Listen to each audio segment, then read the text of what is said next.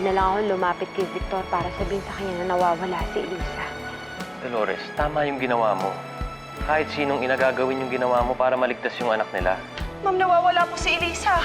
Nandito lang po siya kanina, tapos biglang nawala po. Ma'am, alam niyo kaya kung saan siya pwede pumunta? Gusto niya sa nanay niya?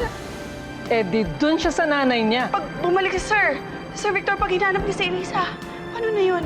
Sige, halika. Hanapin natin. Huwag mo na pairalin yung pride mo. Dapat kasi, imbis na yung pulis na yun ang sinama mo doon sa bahay ni Victor, dapat ako na lang. Kaya ko makapag-ayos kay Victor, kung hindi mo kaya. Dapat kasi, buy one, take one kayo ni Elisa. Kapag tinangay si Elisa, dapat damay ka package yun eh. Eh si Elisa naman ang gustong lumabas eh. Hahanapin daw niyang nanay niya. Totoo ba yun? Lumabas ka mag-isa na walang paalam? Gusto ko lang po kasi makita si Amy. O si? Sa kanya na mismo nang galing. Bakit anak? May masakit pa sa'yo? Kasi po hindi po ako sanay matulog sa malambot. Sanay po ako matulog sa sahig. Pinilipat ko tong mga higa sa sahig. Pati rin po kayo? Oo naman, anak. Hindi rin po ako makatulog po wala po akong kayakap. Kasi po, gano'n po yung ginagawa po sa akin sa ninay kapag matutulog po kami. Walang problema, Daisy. Tatay ang kayakap mo. O, higa na. Ayan. Yakap ang anak. Ni tatay.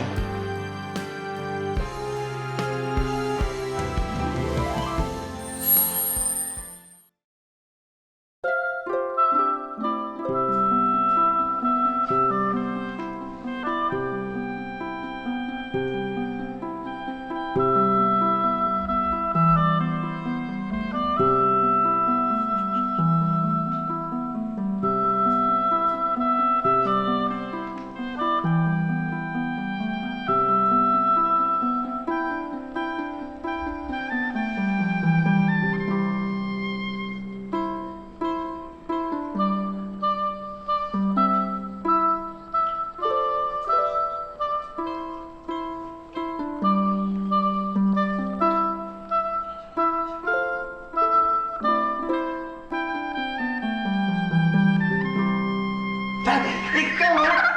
Kanina mo pa pinaglalaroan ng inukot sa mata ko, ha? Bakit? Ang aga-aga mo nagising, ha? Nakatulog ka ba na maayos? Nakatulog Huh? naman po. Kayo po. Nakatulog naman ako, anak, na maayos. Teka. Bakit po, Day? Ow! Teka pa, may masakit sa akin. Hala, Day. Hindi po kayo sanay matulog sa matigas. Hindi. Anak, ano lang to, unting hinga at saka unting inat. Ayan. Wala na. Anak, sigurado gutom ka na, no? Ano bang gusto mong breakfast? Okay na po sa akin yung pagkisal tsaka kape. Ano? Kape? Ang bata-bata mo, ba't nagkakape ka? Alam mo, masama sa bata yun. Ito na lang. Ipagluluto na lang kita ng ano bang masarap? Hash brown? Hotdog? Milk? Tsaka egg? Gusto mo ba yun? Ha? Gusto mo? Okay, hintayin mo na ako dito, ha? Habang niluluto si tatay, maglaro ka muna, ha? Okay? Okay mo, tatay. Sarap naman. Dali na ka. Okay.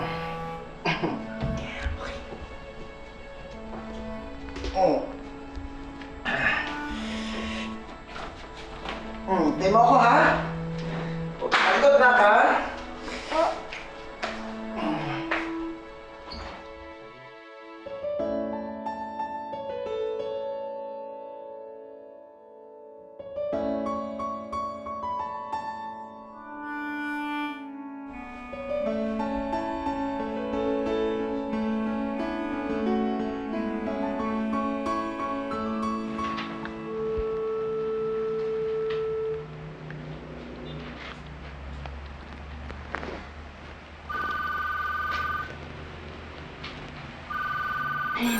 Storbo. Hello? Hello, Aling Maria? Oh, sino to?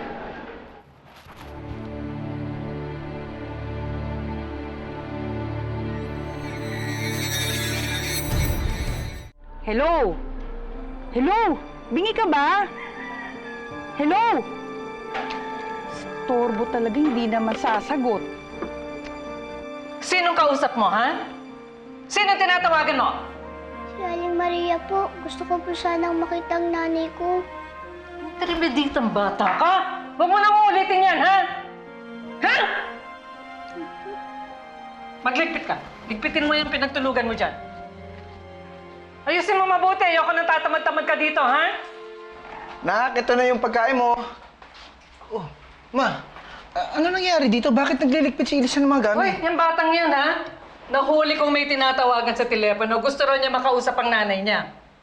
What else is new, Victor? Puro nanay, nanay, nanay! Ah, tama na, anak. Sandali. Ako na yan. Dito ka, mapo ka dito. Ma, please, tama na, please. Anak, bakit nilipit yun? Tay, bakit po ba ayaw niya po makausap ko po si inay? Bawal po ba? Ah, anak, hindi naman sa bawal. Pero dapat ang mga bata, bago may gawin, dapat nagpapaalam muna sa mga matatanda. Tay, pwede po ba natin tawagan si inay? Kasi po, nung araw na po kami hindi nakikita. O nag-uusap man lang. Baka po nag-aalala po siya sa akin.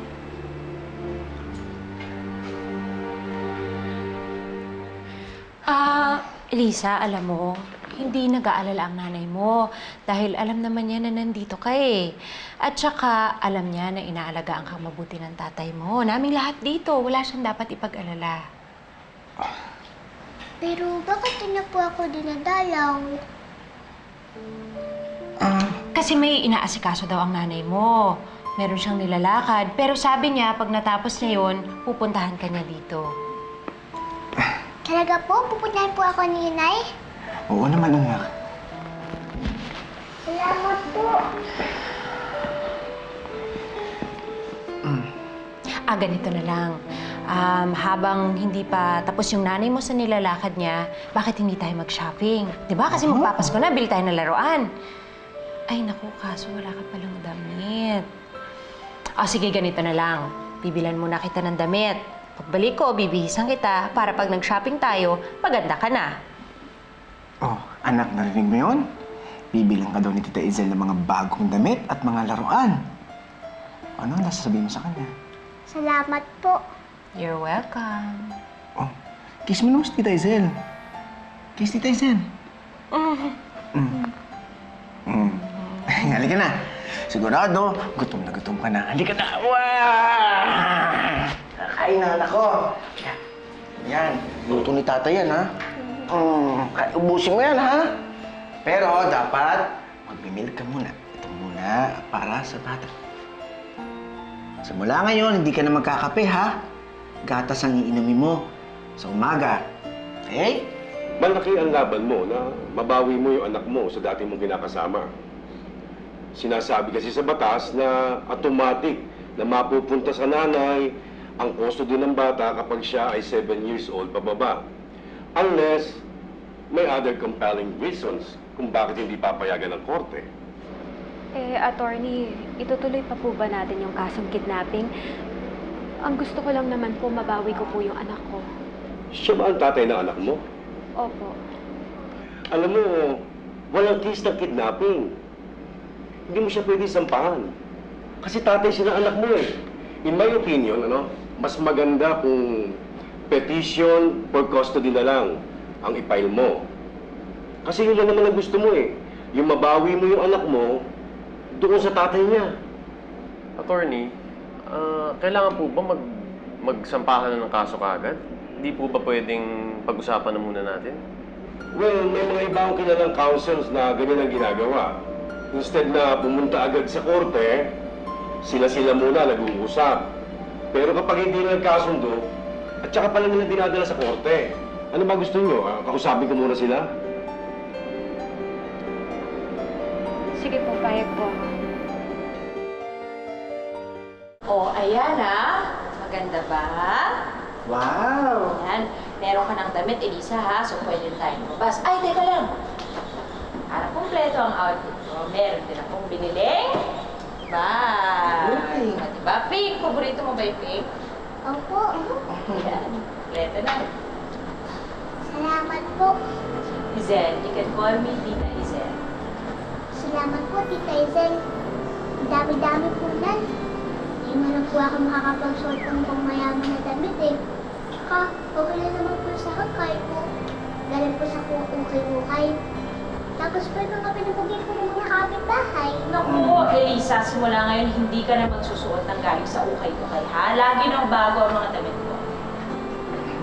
Oh, Elisa, papabihisan kita sa maid, ha? Okay. Pwede natin lahat ng damit mo. Anak ko. Ano po? Okay, thank you then. Ha?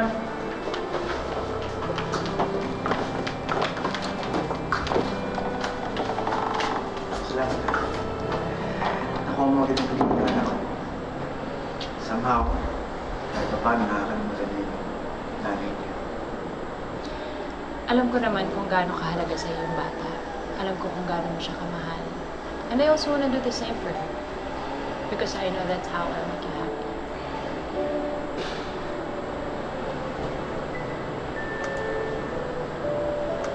Thank you.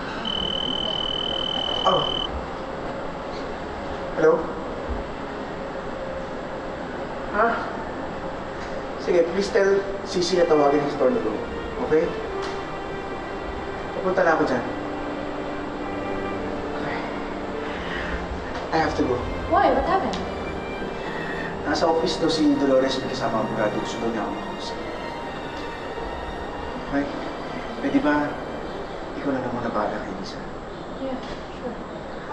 Bye. You take care, ha? Bye.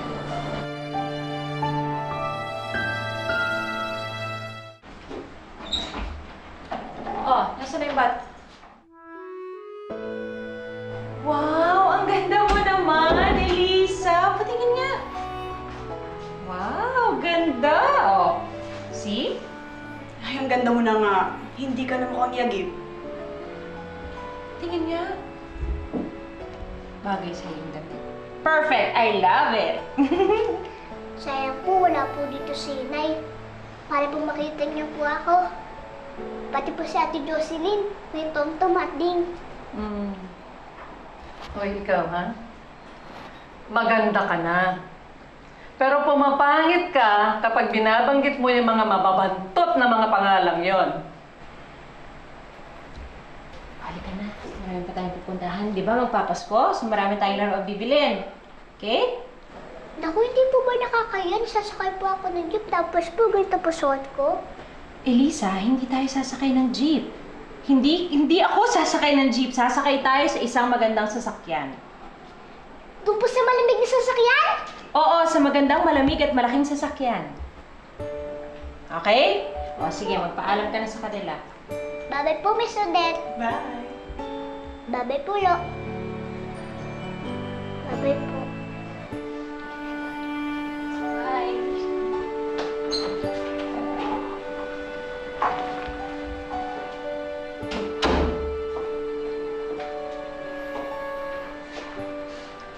Maganda rin naman pala yung batang yan kapag naayusan. Nabuti na lang at nangingibabaw sa kanya yung dugong Grayson.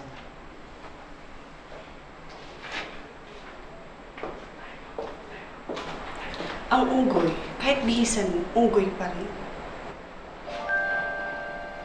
Ang sabi mo? Ay ma'am, wala po.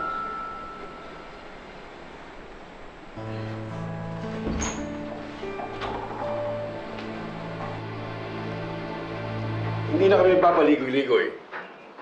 Ang habol lang naman ng kliyente ko ang kustodiya ng kanyang anak. Na hindi pinapayagan ni Mr. Guison. In fact, he will file a petition in court to gain full custody of Elisa. Teka, full custody?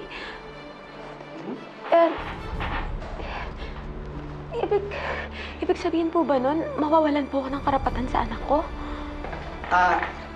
Pwede mo naman siyang bisitahin. Kung papayagan ka ni Mr. Guison. No. Hindi ako papayag. Sinabi ko na to para hindi ka na umasa, Dolores. Walang iya ka. Sa tuwing bumabalik ka sa buhay ko, puro na lang problema ang binibigay mo sa akin. hindi mo kukunin sa akin yung anak ko, wala kang karapatan sa anak ko. Ano walang karapatan? Bakit, Dolores? Sino sa ating dalawa ang kaya mong bigay ng magandang kinabukasan kay Elisa? Kaya mo ba ibigay yun? Pero naaayon sa batas na kapag ang bata ay 7 taong gulang pababa, ay nasa kustodiya ng kanyang ina. That is known as a maternal preference rule. But, such custody can be denied at pwedeng i-assign sa ibang party. Depende na lang yan sa compelling reasons. Attorney Uy, mabait hong tao at ina si Dolores. Ano ho bang compelling reasons ang gagawin yung dahilan para hindi balik sa kanyang anak niya? Meron ho ba talaga o baka naman dinuloko niyo lang kami? Ba't ko naman kayo lolokohin? Then we'll see you in court. Then we will file a countercharge. Meron kaming sapat na ebidensya para patunayan na si Dolores ay hindi naging mabuting ina. Una, pinabayaan niyang magbasura sa kalye ang bata. That's child abuse. At meron kaming mga pwedeng tumistigo na magpapatunay na ang bata ay nangangalakal sa kalye. Hindi ko po ginusto yon. Siya po ang may gustong gawin yun. Exactly. Kasi nga, hindi mo siya kayang buhayin. Kaya yung bata ang napipilitang maghanap buhay. Eh, maghahanap buhay po ako. Hahanap po ako ng trabahong mas malaki yung sweldo para mapalaki po siya na maayos. Kaya ko naman po gawa ng paraan yun eh. Pangalawa, I believe you're an unfit mother. Why? Kasi dati kang GRO. And Victor here can testify sa immoral mong trabaho. Look, hindi maganda sa isang bata na katulad niyan, batang babae, na lumaki sa isang ina na merong mababang moral value sa buhay. Hindi ba sapat ng dahilan yan para tanggalan ka ng karapatan bilang ina? Eh, Dolores, huwag mo na ipilit ang gustuhan mo. Dahil sa akin mapupunta si Elisa.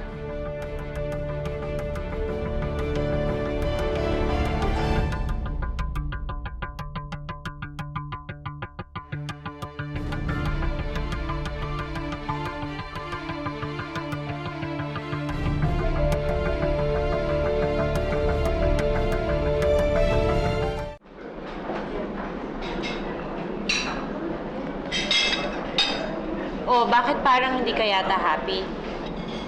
Masaya naman po. Ngayon nga lang po ako nakaranas ng ganito eh. Tsaka po kumain po ng masarap na ice cream. Kasi po, mahirap lang po kami. Hindi po ako kaya bilhin ito ng nanay. Alam mo, masanay ka na. Because from now on, lagi na tayo magsha-shopping at kakain ng masarap. Oh, eh bakit parang malungkot ka pa rin? Naalala ko po kasi si Inay eh. Kain po ako ng kain na masarap. Hindi ko po alam kung kumakain po siya. At saka po si Ate Jocelyn. Kuya Tonton at saka si Dean. You know, Elisa, you don't have to feel guilty. Because you deserve all this. Your daddy loves you. Alam ko na. Sige, para hindi ka malungkot, why don't you call me Mommy? Mommy Izel. Pero may nanay na po ako. Eh bakit? Hindi ba pwedeng dalawa yung mommy mo? Hindi ba pwede yun? Ibig niyo po bang sabihin, hindi na po mabubuo ang pamilya namin? Hindi na po magkakasama si Inay at si Itay?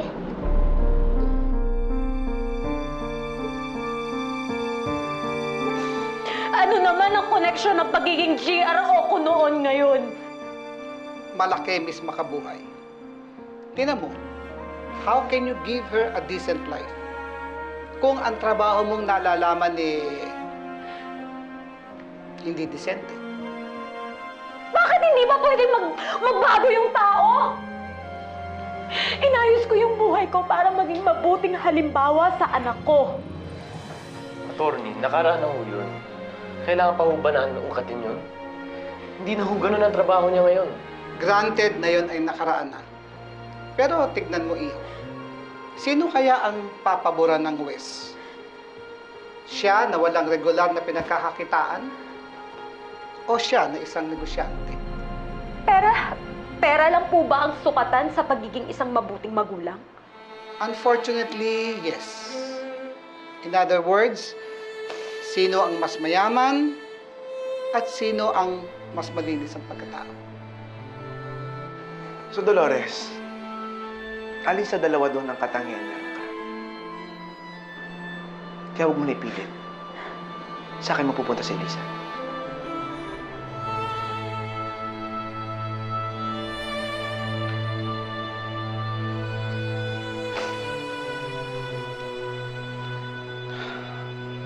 I think I'm done here.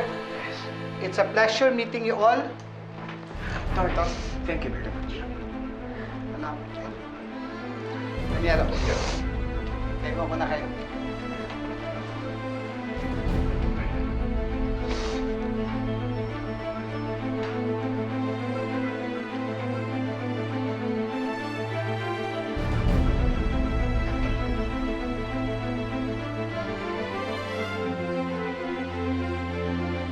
Hindi pa tayo tapos.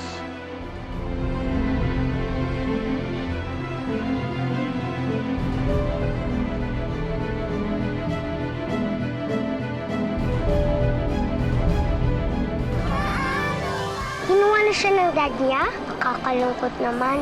What if hindi na siya bumalik? Sana man lang di niya kami makalimutan kahit mayaman na siya ngayon. Dati, nagkukumahog ka para lang kumuha ng pera na ipakain sa anak mo. Ngayon, kumakain siya ng 5 beses sa isang araw ng mga masasarap na pagkain. At hindi mo ako makukuha dyan sa pag-iyak-iyak mo, ha? Hindi ngayon, hindi noon, hindi kahit kailan. Tingnan niyo nga si Elisa, Bakit nangangagal ng basura. Oh my gosh, Victor! Teka, anong ginagawa mo dyan? Ang dumi-dumi niyan. Palibhasa, lumaki yan sa basurahan. Ano na naman ba to? Ibabalik din na naman ang nakaraan? Tama na nga yung naging desisyon mo na wag na ipakita si Elisa sa nanay niya. Po, hindi ko na po makikita ang nanay ko.